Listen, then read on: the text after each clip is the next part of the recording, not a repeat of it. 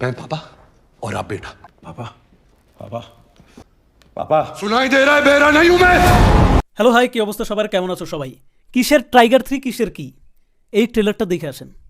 থাম্বনেলে তো দেখছেনই, থাম্বনেল দেখে তো বোঝার কথা যে আসলে আমি কোন ট্রেলারের কথা বলতেছি। সন্দীপ রেড্ডি ভাঙ্গা, যে পরিচালক আগেই বলে দিয়েছিল যে আমি আমার এই সিনেমা দিয়ে প্রমাণ করে দেব যে ভায়োলেন্স কত প্রকার এবং কি কি ভায়োলেন্স কাকে বলে। 3 ঘন্টা 21 মিনিটের দীর্ঘ সময়ের রান টাইম দেওয়ার পরে সবাই তো অবাক হয়ে গেছিল যে কিরে ভাই, এত বড় সিনেমা, যেখানে বর্তমান সময়ে একটা সিনেমার সর্বোচ্চ দৈর্ঘ্য থাকে 2 ঘন্টা 51 মিনিট, 2 ঘন্টা 54 মিনিট এই ধরনের থাকে, তাই না? 2.5 ঘন্টার সিনেমা থাকে সর্বোচ্চ, অনেক সিনেমা তো 1.5 ঘন্টায় শেষ হয়ে যায়। কিন্তু এই সিনেমা, সন্দীপ রেড্ডি ভাঙ্গার এই সিনেমা অ্যানিমাল, এটার রান টাইম বিশাল বড়, 3 ঘন্টা 21 মিনিট।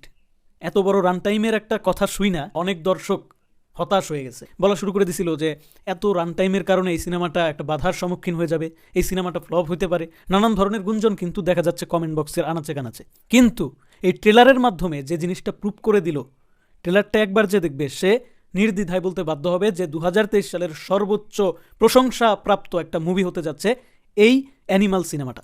এক কথায় অসাধারণ, বিশেষ করে রণবীর কাপুরের যে অ্যাক্টিং আমাকে মুগ্ধ করে ফেলছে। রণবীর কাপুর আসলে একটা আন্ডাররেটেড অভিনেতা বলিউডে।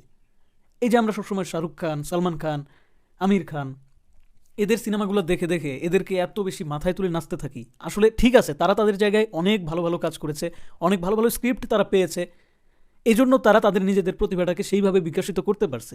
কিন্তু আপনি যদি দেখেন যে একজন রণবীর কাপুর, আমার মনে হয় সে কিছুটা হলেও অবহেলিত। তাকে সেইভাবে, এই যে আমাদের শাকিব খানকে যেরকম খুব বেশি ভালোভাবে কাজে লাগানোর অভাবে, এই ডিরেক্টরদের আবলামির কারণে শাকিব খান এতদিনে একটু ভালো জায়গায় আসছে, তার আগে কিচ্ছু করতে পারে নাই। ঠিক সেরকমভাবে আমার মনে হয় যে রণবীর কাপুরের যে অ্যাক্টিং দক্ষতা আছে সেটাকে সঠিকভাবে প্রপার ইউটিলাইজ করতে পারেন এই ডিরেক্টররা এতদিন পর্যন্ত, যার জন্য কিন্তু এই ধরনের কোনো সিনেমায় এর আগে রণবীর কাপুরে আমরা পাই নাই। পাইছি কিছু কিছু সিনেমা আছে তার একদম রিমার্কেবল, যেমন সঞ্জু করছে সে একটা, ওই যে সঞ্জয় দত্তের বায়োগ্রাফি, তারপর এরকম আরও কিছু সিনেমা সে করেছে। কিন্তু আমার কাছে মনে হয় এইবার তার দুর্দান্ত একটা রেভুলেশন হতে যাচ্ছে, দুর্দান্ত একটা কামব্যাক হতে যাচ্ছে, দুর্দান্ত একটা সিগনেচার সে এই অ্যানিমাল মুভিতে রাখতে যাচ্ছে। আমরা কেজিএফ দেখছিলাম না, এক মুভি দিয়েই ইয়াশ নামটা রকি ভাই রূপান্তরিত হয়ে গেছে। ঠিক সেরকম ঘরনার একটা ভায়োলেন্স কিন্তু আগাম বার্তা দিচ্ছে যে এই অ্যানিমালের মাধ্যমে রণবীর কাপুর সেরকম কিছু করতে চাচ্ছে।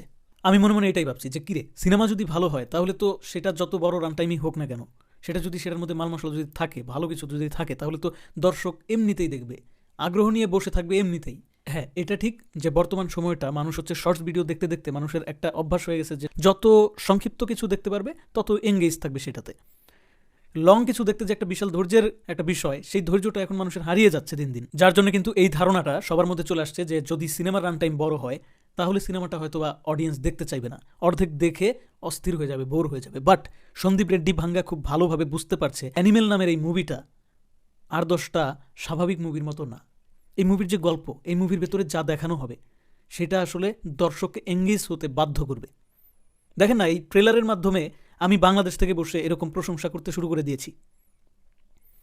এরকম কিন্তু না যে রণবীর কাপুরের সিনেমা আমি শাহরুখ খানের সিনেমার মতন দেখে থাকি, বা এরকমও না যে বাংলাদেশের কোনো হিরোর সিনেমা।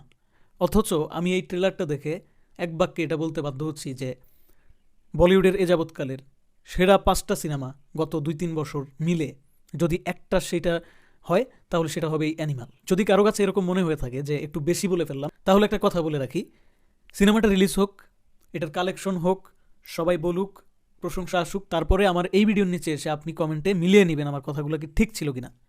যদি ভুল থাকে সেটা মনে করিয়ে দেবেন আমাকে যে হ্যাঁ আপনার কথা তো মিলল না। আর একটা কথা মনে রাখবেন, মানুষের একঘেয়েমি জিনিস কখনোই ভালো লাগে না, দর্শক সবসময় ডিফারেন্স কিছু চায়।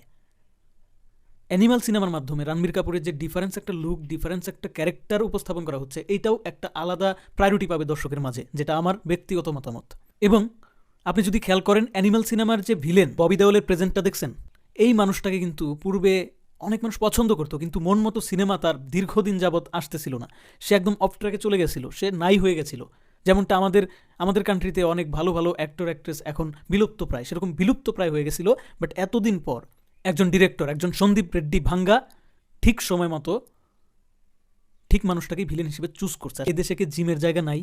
এদেশে কি ব্যায়াম করে একটু সুঠাম দেহ গঠন করার কোনো পদ্ধতি নাই, কোনো ফেসিলিটিস নাই? 24 ঘন্টার সময় কি আল্লাহ আমাদের এই দেশের কলাকুশলীদেরকে দেন নাই? শুধু ওই বলিউডের কলাকুশলীরাই পাইছে? আফসোসটা আমার এইখানে। বলিউডের সিনেমা দেখবো আর আফসোস করবো, এটাই হয়তোবা হচ্ছে আমাদের বাঙালি চলচ্চিত্রপ্রেমীদের একটা কপাল। কি বানায় ফেলতেছে তারা। আর আমাদের দেশে একমাত্র এক শাকিব খান, আরিফিন শুভ কিছুটা চেষ্টা করে তার বডি ফিটনেসটা অন্তত ঠিক থাকে, অভিনয়ের জায়গায় যাচ্ছে, তাই হলেও তার বডি স্ট্রাকচার থেকে শুরু করে সে যে একটা নায়ক, তার যে একটা সিনেমায় একটা দায়িত্ববোধ আছে, দায়িত্ব জ্ঞান আছে, সেটা তার মাথায় আছে। এদিক থেকে আরিফিন শুভ ভালোই আছে।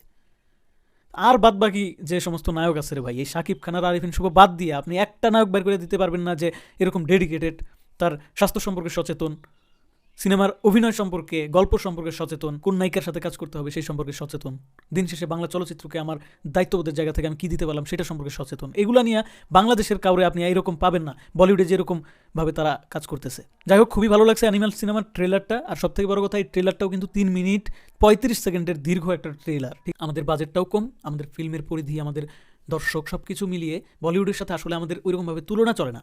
আপনারা যারা আমার কমেন্টে বলেন যে আমি নাকি শুধু তুলনা করি, আমি বলিউডের সাথে আমাদের সিনেমার তুলনা করি না। বলিউডের সিনেমার সাথে আমাদের সিনেমা কখনোই পারবে না।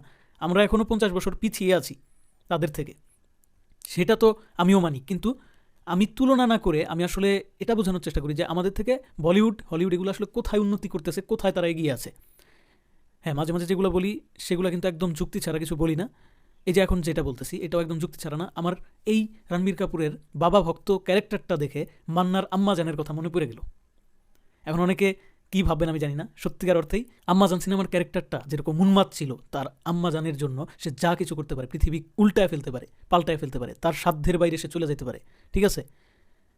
সেরকম একটা ক্যারেক্টার, সেরকম ভায়োলেন্স ক্রিয়েট করা, সেরকম ক্রেজি একটা ক্যারেক্টার দেখতে যাচ্ছি অ্যানিমাল সিনেমার মাধ্যমে, রণবীর কাপুরের মাধ্যমে, সন্দীপ রেড্ডি ভাঙার পরিচালনায়।